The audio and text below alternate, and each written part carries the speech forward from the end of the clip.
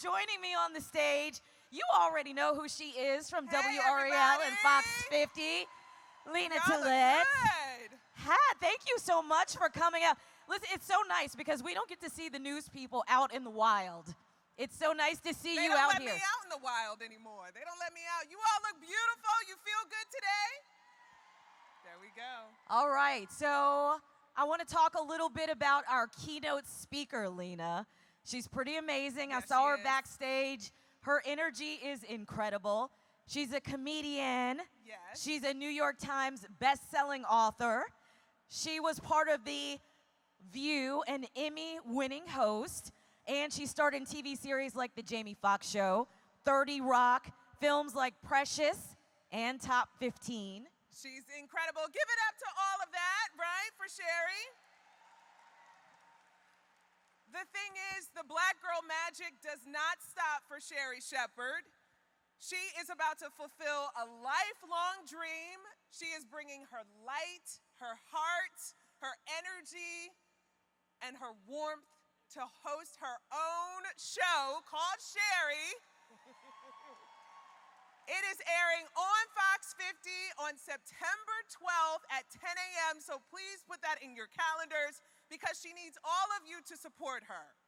Now, Sherri has had a lot of amazing jobs, we all know, but I think that one of the jobs she's most proud of, and one of the jobs that Lena's going to be having soon, is of a mom. And I'm so excited, Lena, that you're joining the Boys Mom Club, Yes. along with me and Sherri. Give it up for Lena, y'all. Oh. In case you hadn't seen the news or didn't suspect when you saw her on TV, it's happening. But we are so glad and excited to welcome Sherri to the stage, and we were just talking about her being a mom backstage. Absolutely. Talking about Jeffrey. I know that is a big part of her life, and you're going to find out all about it very soon. And she loves talking about being a mother. That is one of the experiences that we hope to hear more about, certainly on her show. She's also executive producing this show, which I love so much because that means she is making the decisions, y'all, about what she is going to put on that show. So give it up to Sherri for that. All right. Well, without further ado. Can you get on your feet? Can we get excited to bring Sherri Shepherd? Can we get a North Carolina welcome? Come on, ladies. Come on, ladies. Women's Empowerment is proud to welcome Sherri Shepherd.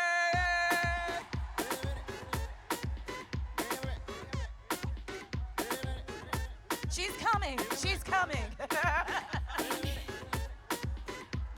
Looking beautiful.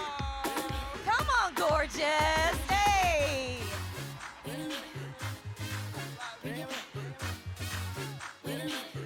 Y'all know that song?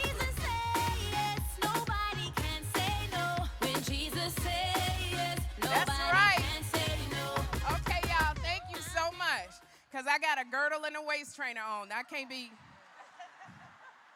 I'm not Erica Campbell. I can't be marching across back and forth the stage. God made, that ain't gonna work.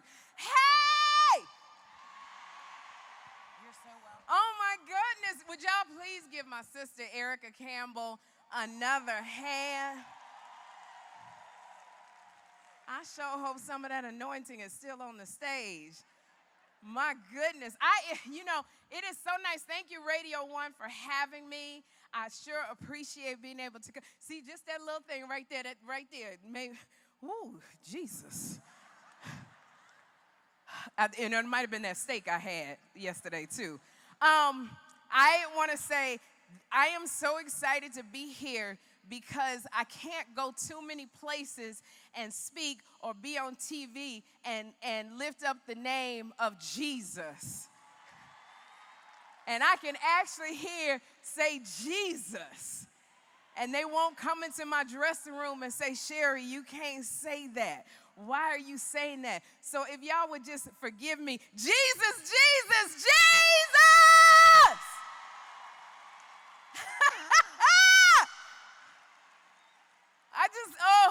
I asked the Lord, because I have to tell you, I come on stage, I can do stand-up comedy, I act, I can hide behind a lot of stuff, and this is just out here sharing who I am and my journey to what got me here. And I was praying backstage, and I said, Lord, where do I start? And I heard a voice that sounded like Barry White, who said to me, I don't know how Jesus talked to you, but he sounded like Barry White to me. And I heard a voice that said, baby, start with me. And I know that this is faith, family, and career, but I have to tell y'all, I didn't have the faith that I have now. I did not have 20 years ago. I was in a religion that was a lot of rules, but it was lacking in a relationship with Jesus. And it was so many rules. If you didn't do that, you wasn't going to make it it wasn't even going to heaven. It was a new world. You're not going to make it into that world. If you do this, it was that very black and white, a lot of rules. But I didn't know Jesus. And consequently, I always felt empty. All the time, I just felt empty. I was painfully shy. I was scared to talk to people. And it's so funny that I look at myself now and go, I can't shut my mouth. I just keep talking. But because I was painfully shy, I would put my baby dolls and my Barbie dolls on a chair and use a toilet paper roll. And I would talk to my stuffed animals. It's amazing how God will plant a seed, and you don't even know that he done planted the seed. Because I was scared to talk to people.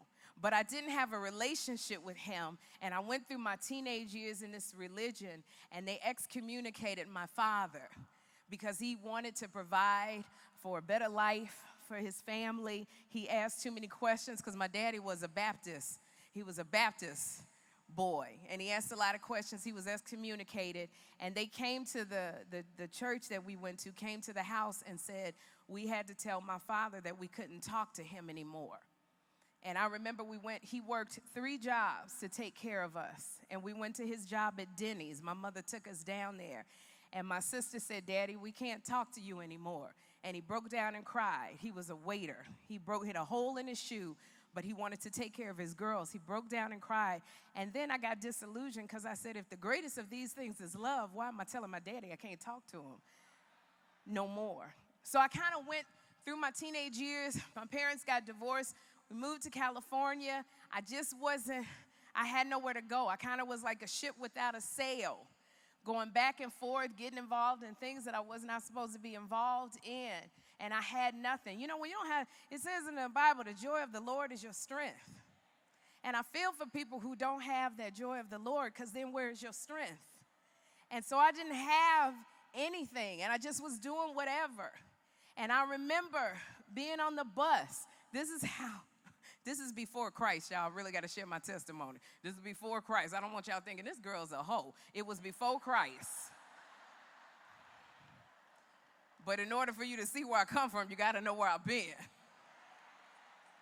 And I was on the bus, just going back and forth, not knowing what I was supposed to be doing. My mother had diabetes at the time. She passed away from diabetic complications. She was very sick. I was very depressed. My sister was on crack. The kids was in the crack house. I was always going to get my nieces and nephews out the drug house. My mother was sick. I just was depressed all the time. And I was sitting, we would always go past the church, the bus. And I never paid no attention to this church. It was called West Angeles Church of God in Christ, Pastor Blake. And we would always go past this church, and I wondered what it was like. But the religion that I was in taught that the churches was from the devil. So I remember sitting there, and a man sat next to me, and he said, hello, how are you? And I thought, oh, he is so cute. I think I want to sleep with him. This was before Christ. And God has always dealt with me with a great sense of humor, because as I thought that thought, the man said to me, do you serve Jesus? And I thought, okay, that ain't nothing like what I was thinking. But because he was so cute, and I said I want to get with him, I said, yeah, I do, just lying. He said, well, what church do you go to? And we happened to pass West Angeles. I said, that one? And he said, I go to that church too. Would you like to go with me? And I was like, oh, man, this is getting further and further away from where I want to be. But God, boy, God, we went to the Church of God in Christ. And this is how I know God has a sense of humor with me. I came from a religion where we just sang, hello, thank you, Lord, we are serving you, God. Just no feeling, no nothing, to a Pentecostal church. God got a sense of humor. He sent me to a Pentecostal church. I sat there. I thought the church was going to blow up because I was in it. I'm sitting there. People are speaking in languages that I don't even know. Speaking. There's a lady running up and down the aisle with her hand behind her back, just, my foot to come out my shoe, just running up and down the aisle. They was hitting people in the head. People were falling out. They're laying sheets on people. There was women in the front with basket fruits on the top of their head, with cloths on their legs. A bunch of women wearing white, looking like nurses. It was too much. But I sat there in that church, and something came over me. I didn't know what it was called. Now I know it was called peace. It was peace, and I'm sitting in the church, and the pastor, it was Bishop Charles E. Blake. He said, anybody that wants to know Jesus, come on down, come down. And I was so scared. It wasn't that I wanted to know Jesus. It was the lady next to me had fallen out. And I said, I think somebody better come get her. And I walked down the aisle, and all of a sudden, they did that thing that hit me in the head. They kept hitting me in the head, and I said, you better do it one more time. Do it one more time. Because apparently in a Pentecostal church, if they hit you in the head 7 times, you're supposed to start speaking Spanish or Greek or something. But they put their hand over my head, and they started praying with me. And that day, I accepted Jesus Christ as my Lord and my Savior. And that's when I got to know Jesus for real, who was in my life. And I was sitting there, and I was going to comedy clubs because I had wanted to do stand-up comedy. I just was going. I was a legal secretary, and I got into stand-up comedy because a bunch of the secretaries I work with, we just came to work. We typed documents. We didn't do anything. And one day, I just said, what am I supposed to be doing, Lord? What do I do with my life? And it's funny, when you ask God and you just be still, he will answer. It's a soft voice. Sometimes so many things get in the way. But he didn't answer, and I said, okay. But one of the secretaries asked me to plan a girls' night out. So I said, well, I've never been to a comedy club. Let's go to a comedy club. Then we went to Sizzlers. We had all-you-can-eat shrimp with that cheese toast. We went to Sizzler, then we went to the comedy store. And I'm sitting there, I'm excited. I'm sitting at the comedy club, and I'm watching comics get up and make people laugh. And something about people laughing, going forward and moving backwards as one, it got in my spirit. And I was thinking, oh my gosh, could I do that? But I was too scared. And I remember a man named Eddie Griffin got on stage, and Eddie Griffin kept making people laugh. And then a man named Andrew Dice Clay got on stage, and that's when he was making women mad. Hickory, dickory, dock. No, I'm not even going to say the rest. He made all the women mad. But a woman turned to me, and she whispered, she said, you funny as him. Why don't you get up there and do that? And the power of death and life is in the tongue. She planted a seed in me. And I thought, I wonder if I can make people laugh like that. Because I'd always made my family laugh at all the family reunions and the barbecues. And I said, let me try it. And I was so scared, I went up to Eddie Griffin afterwards and Andrew Dice Clay that was smoking a cigarette at the comedy club. And I was so shy. And I said, do you think I could do what you do? And they said, yeah. And I said, how do I do it? And they said, just get on stage and do it. And I said, but I'm scared. And one of them said, well, do it scared. And that has been the mantra of my life. Do it scared.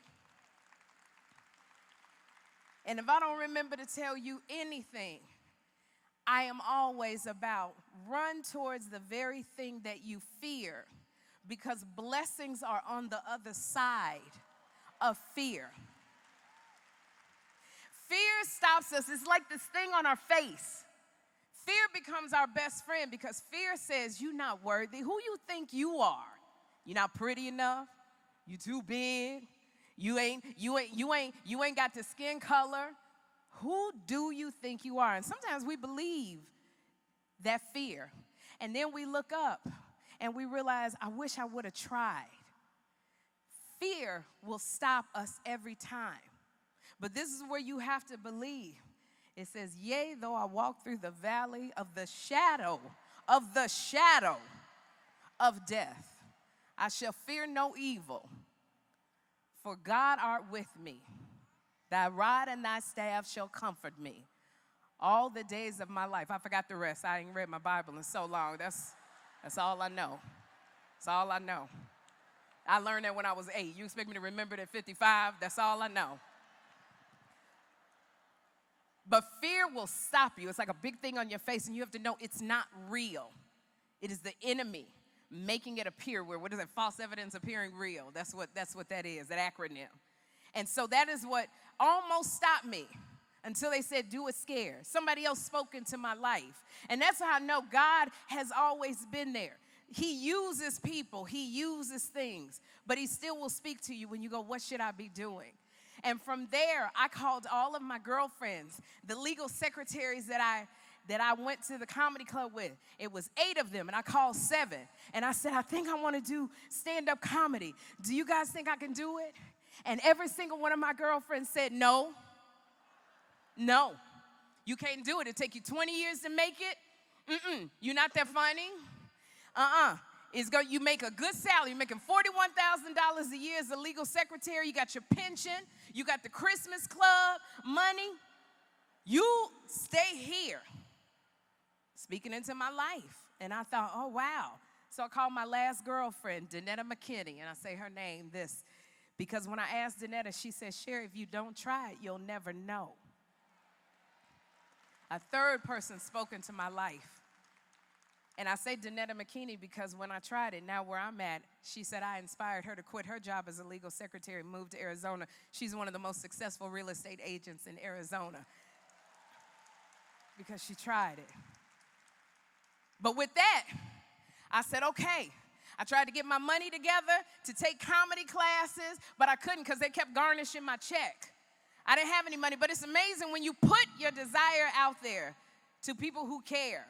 God shifts everything around to help you. He don't give you a mission without provision. There was a pastor I heard that said, where he leads, he feeds. Where he guides, he provides.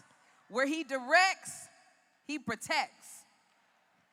So when I told the same secretaries that I was starting comedy classes and I needed $800 for 6 weeks, they all put together the money for me to go to these comedy classes. They come to all my shows. Even though they told me no, because I stepped out on faith, they got behind me. Sometimes you got to step up on faith. People just need to see you doing it, and they will get behind you. It's not all the talking, it's the doing. And I took my comedy classes. I started going to comedy shows, just doing it. They wouldn't put me up. I would get bumped by the Wayans brothers. Jamie Foxx bumped me. Everybody was bumping me. But I love making people laugh. I knew when I got on stage, Beyonce has her Sasha Fierce. When I got on that stage and I saw a person laugh at something that I was going through that was painful, it just did something to me. And I had to keep doing it. And I kept doing it. And so that's where I was. I was just a struggling comic trying to make it when I went to church and I got saved. So it wasn't overnight. That was way back in 1998, and I still struggle. But the problem is I believe God will save you when you get God. He will save you from the stuff that's going to kill you first. So he had me go on a whole celibate routine because I didn't have any self-worth. I was so shy. I thought that this was my worth. And I gave out my worth to everybody. But God shut that down. He said to me one day, you got to be celibate. I said, say what, huh? And he said, I need you to be with me. And that was a journey of celibacy. When you take out external stuff, it's amazing how much you hear God. Sometimes we just got to shut down a lot of stuff. And I went on the celibacy route, and I was hearing the Lord all the time. And then I was going to church. Now, he shut down the stuff that would kill you first, but there's some stuff he going to let you go through because it's just consequences. And I tell you, because I was in that other religion and I thought the end of the world was coming, I didn't pay none of my bills. Paid not one of my bills. So my registration was 2 years expired. The police would stop me and give me a ticket. You got to appear in court when you get a ticket.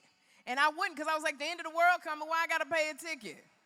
It's about to come, I'm going to die anyway, so why am I taking my money paying the ticket? The tickets became bench warrants. $10,000 worth of bench warrants. The police pulled me one day when I was going to the comedy club. I'll never forget it. I had a short skirt on, thigh-high boots, braids down to my butt, little half shirt. That's when I didn't have to wear Spanx then, you know, when you're in your 20s. And the police pulled me over. They said, you are under arrest. It was Martin Luther King holiday. I went in on a Friday to the Rampart Division, which has been under so much corruption investigation. They took me to jail, the Rampart Division, on a Friday. I had to go to 4 different courts in jail. I was in jail for 8 days. And for those of y'all, it ain't no fun being in jail. And I was in jail for 8 days going through it. And I remember I called my job, the law firm, and I said, I got to take my vacation right now. I called my mama. I said, that's when you talk to your mama. Y'all don't be alienating your mamas, because they the ones you call when everything come down on you. I called my mama. I was strong, and I got, Mama, I'm in jail. You got to get me out of jail. And black mamas ain't got no $10,000 to be getting you out of jail. They got to be to work the next day. You know, you got to be to work. And I had to stay in jail. My sister got on the phone. She said, don't drop the soap. I said, that's a men's jail. What are you talking about?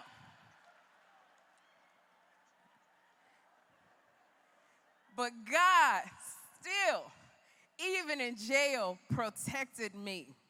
He protected me. And those women that I became close to in jail still come to my comedy shows. Still come to my comedy shows. But now I pay all my bills. You don't never, if they call me and say I'm a day late, I'm panicking. I ain't going back to the big house. That's what I like to say that. But along the way, my mother was sick, my sister was on drugs. It just was hard. And the only thing that held me was when I would get on that stage and make people laugh. That's the only thing that made me feel better. Even if I was going through it, they repossessed my car. I had gotten evicted. I was on the streets, homeless. I carried all my little clothes in a pillowcase. I was sleeping on people's couches. But I knew if I went to West Angeles, I would put my pillowcase underneath the pew, and all I wanted to hear was them singing. Just singing, help me. And I would get back up and get on that bus at midnight. I would go to the comedy clubs, make people laugh, and try to find a place to sleep that night. But God was always, always with me. He never left me. He never forsook me. And I think as I kept doing it, little things started happening along the way. I think that's how you know when you are going after your passion. It's always these little things that happen along the way where God gives you a little reminder. I'm still here. I'm still here. And I started booking little bigger shows, doing stand-up comedy. I did stand-up comedy. A man named Martin Lawrence said, you funny. You gonna make it. Little comedy, doing comedy with Jamie Foxx. Met a girl named Niecy Nash, my bestest friend in the world. We were both struggling. Let me tell you something, just both struggling. Met a woman named Kim Whitley, one of my bestest friends. Struggling. Neither one of us had furniture in our apartment, but we had wigs for days. It's the important things in life. And I met people along the way that kept me up, that held me. And I kept booking little things. I became an actress, and I was going out in the auditions. I didn't know what I was doing. I one time auditioned for Fresh Prince of Bel-Air with my back to the casting director. I didn't know what I was doing. But God gave me little things, and I kept making people laugh. So I'm going to fast forward. Still, I got married to a comic. And I remember everybody said to me, slow down. Sometimes fear has always been a constant in my life because I was scared I wouldn't have nobody love me. So I got married to the first thing hopping. You got to listen to those wise people around you that say some stuff. And everybody said, even my pastor's wife, it's no rush. God will reveal some stuff. But I kept saying, nope, got it, because I don't want to be by myself. You got to be okay being by yourself because you're never by yourself. God is always there. Sometimes he's got to season you up. I got married. I had a child, my son Jeffrey. If any of you ever watched The View, my son Jeffrey, that's my life. And he was born early because I found out there was infidelity in my marriage, and I went into early labor. He was born at 25 weeks, which is about approximately 5.5 months. He had a hole in the artery near his heart. He had severe brain bleeding on both sides. He had a hole in his intestine, and he was kind of paralyzed on his left arm. And all of the doctors said he's going to be, they used that word back then, he's going to be mentally retarded. He's going to have severe cerebral palsy. He will never be able to walk. He won't be able to talk. And his father and I decided that we were going to let him go home and be with the rest because it was twins, I had lost his sister earlier. It was really interesting. I lost his sister earlier. I was walking a friend's dog, and I felt a hand on my back push me, and I fell, and that's when I lost his sister. And they told me, you're going to lose the boy. Both of them are going to be gone. And I sat on that couch, and something said, Jeremiah 1:9, for I formed you in your mother's womb. And I will use you to be a voice among the nations. And I said, what is going on? And they kept saying, you're going to lose this little boy. And I'm going to tell you, that boy who was 17 years old, he fought. He fought. Even though I felt a hand push me to take those babies away. So I said, well, we're going to let him go up and be with his sister and his aunties and uncles. And my mother had passed away, to be with all of them. And we went to the hospital because he had so much wrong with him. He had the hole in his intestines had become septic. It was infected. And I took my best friend, Niecy Nash, with me, and she acted a plumb fool at the hospital, falling all over the isolette, weeping and gnashing. That's how she weep and gnash with the drama. And I just remember looking at my son. His father said, Jeffrey, your mother's here. And his arm was not able to move. And when I tell you, he gripped that breathing tube so hard. And I said, Lord, you said he's a scripture in the Bible about he brought the dry bones back to life. And I said, you promised you was going to bring the dry bones back to life. When you're going through some stuff, you got to have some key scriptures that's going to hold you. And so I brought an outfit. They put Jeffrey in the outfit, and they went to disconnect the tube so he could take his last breath in my arms. And before that happened, the head of the neonatal intensive care unit came in. He said, we did the ultrasound on Jeffrey, and that hole in his intestine is completely healed.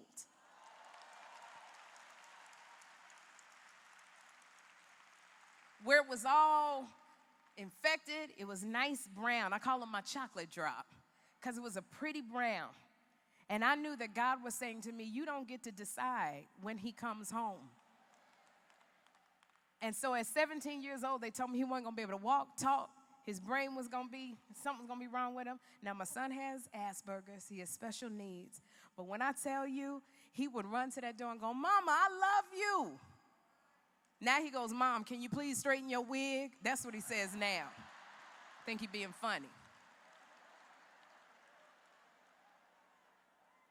But that boy has shown me how to fight for Jesus.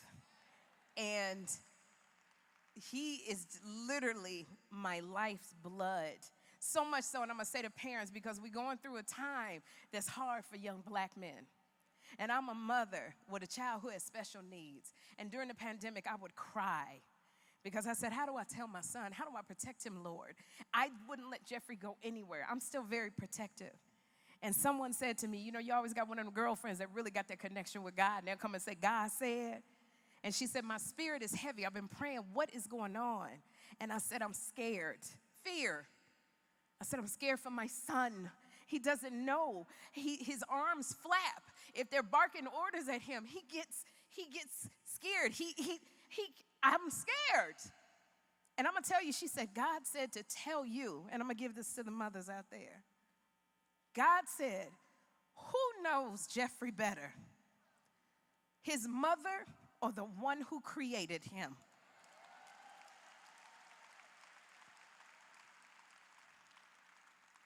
And I said, Lord, but he got special needs. What are he going to do? He said, I took Moses, who had a stutter, and he saved the Jews. You don't think I could do that with your son? My son. And she said, God said, Sherri, you've got to release him. You have got to release. And you know, I was on the floor because that's my baby. And I got on my knees and I said, Lord, he is yours. And when I tell you, with this talk show, I'm jumping all over the place. This talk show that I have will be in New York. And I didn't want to move to New York because all my friends are in LA who hold me up.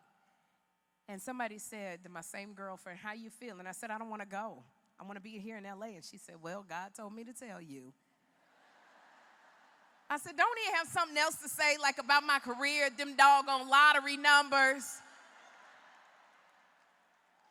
She said, God said to tell you, Sherri, New York is not for you. It is for Jeffrey. That is where he will find his independence.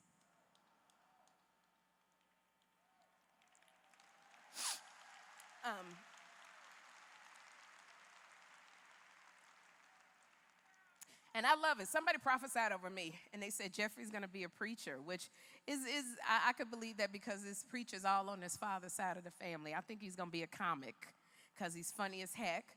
We went to church. We went to Erica Campbell. Her husband, Warren, has a church, and I took her to Jeffrey to Erica Campbell's church and took him to Sunday school, and the lady said, hello, young Master Jeffrey. He said, hello, my name is Jeffrey. When this service going to be over?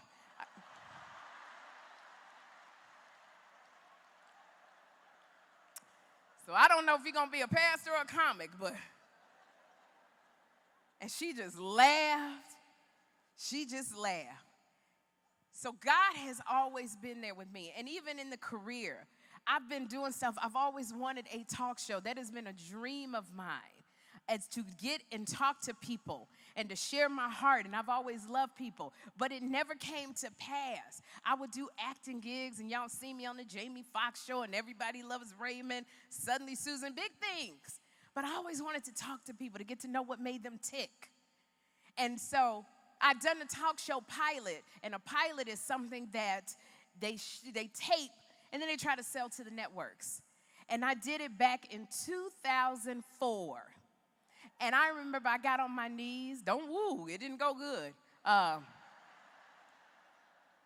But I remember getting on my knees, thanking God, going, Lord, thank you. This is amazing. You are in it. I was quoting scriptures. I was happy because I had this talk show. But sometimes you get things and God says no, but it's not no, it's you not ready. It's not a no. And I did the show, but I didn't know what I was doing. My voice was really high. I used to talk like this, welcome to the show during the pilot. I didn't know who I was. See, in going towards your passion and your purpose, you have to know who you are and what you bring. I didn't know that. I just was this girl who wanted to please the Lord. That's all I wanted to do. And I started this show. Everything they told me to do, if they said vacuum, a vacuum cleaner, I was trying to vacuum. I didn't know. And I wasn't ready. And it didn't go. And I was devastated. And I said, Lord, what is going on? And he said, do you trust me? And I said, yes. That is always what he has asked me. Do you trust me? And sometimes he got to get you ready. And he got me ready because he put me on a show called The View. I don't know if y'all remember me on The View. I'm the girl that said I didn't know if the earth was round or flat because I was so nervous. Here's the thing about The View. They do politics. You have to argue back and forth. You have to not be afraid of confrontation. All those things I don't like to do. Confrontation scares me. I was taught you don't interrupt older people when they're talking. I didn't get into politics because the organization that I was in, the religion, we didn't vote. I didn't know anything about politics. And I said, why did you put me here, Lord? And we were in New York, so all the pastors that I wanted to call in LA, they were still sleeping. I was out there on my own. But you ain't never on your own because God is always there. And sometimes you fall, and he allows you to fall. And I fell the first week. Barbara Walters looked at me and she said, I want to debate my Christian friend. I was like, I don't debate. She looked dead in the mirror at me. She said, I want to debate my Christian friend on evolution versus creationism. I don't know nothing about that. I just know God created us. He did dirt. I'm here. That's all I know. I know we didn't come from no monkeys. I'm not that one that can sit and do the whole debate with you. I tell you what Jesus did for me. And she said, I want to debate. And I was nervous the whole time. And I'm sitting there, and I got adult ADD. I zoned out. All I heard was earth, round, or flat. And in my mind, I was going, did I pay the telephone bill? Did I pay that cable bill? Who gonna pick up Jeffrey? So when Barbara said, take a little time to enjoy the view, I was like, woo, made it through. She said, dear, the earth is round. I said, no, that's what I know. She said, well, that's not what you said. You said you didn't know. And that's the way Barbara talked over there. You said you didn't know, dear. And I didn't think it was a big deal till Bill Maher and Bill O'Reilly, everybody called me stupid. Everybody called me stupid. Wendy Williams said, a paper bag could replace Sherri. I cried. I was the second most Googled person in the nation.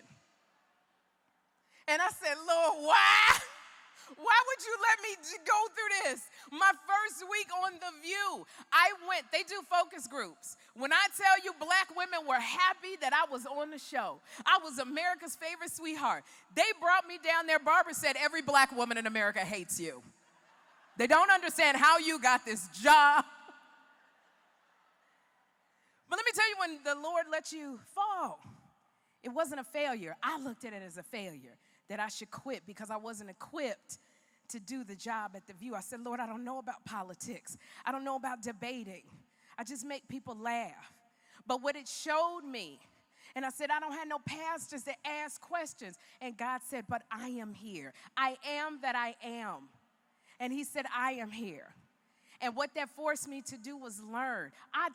When I tell you I could talk politics with you 24/7. I know all of the branches of the United States government. I know about torts and laws and bylaws, senators. And I know. And it forced me to learn that. It forced me to be able to articulate why I believe what I believe.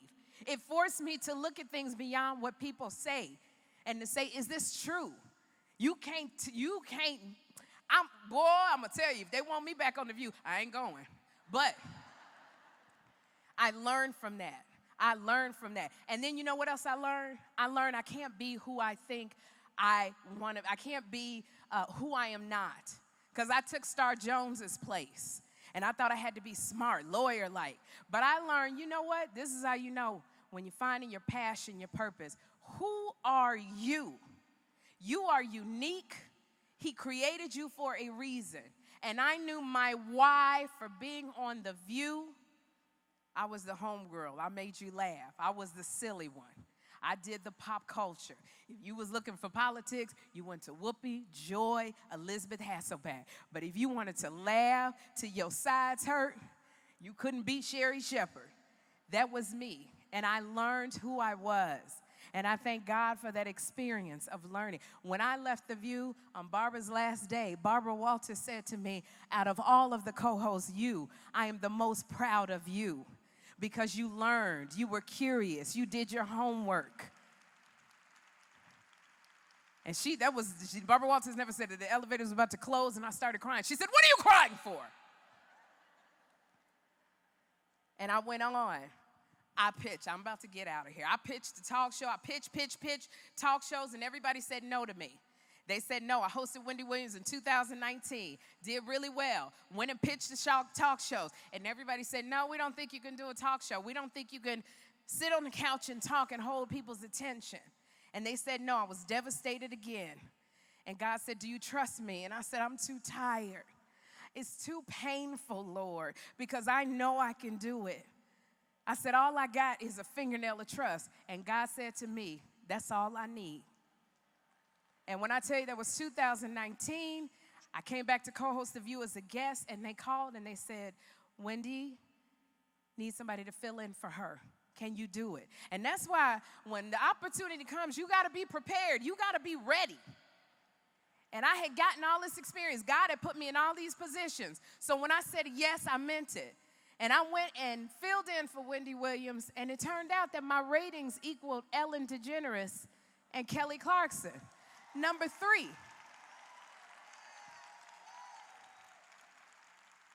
And you got to know who you are, because people will try to get you to do something different that's out of your wheelbarrow. But I knew that everything about me was love, was light, and laughter.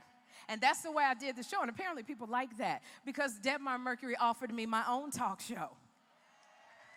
And I tell you, I say this to say I'm so excited about this talk show, which will be on WRAL September 12th. And then watch my sister from Chi-Town, Jennifer Hudson, as well on September 12th. 2 black girls from the Chi. But you know what don't bother me? I'm not Jennifer Hudson, and Jennifer Hudson is not me. You got 2 different black girls. We know what we bring. I wish I could get on that stage and sing, but I can't. I can karaoke. That's it.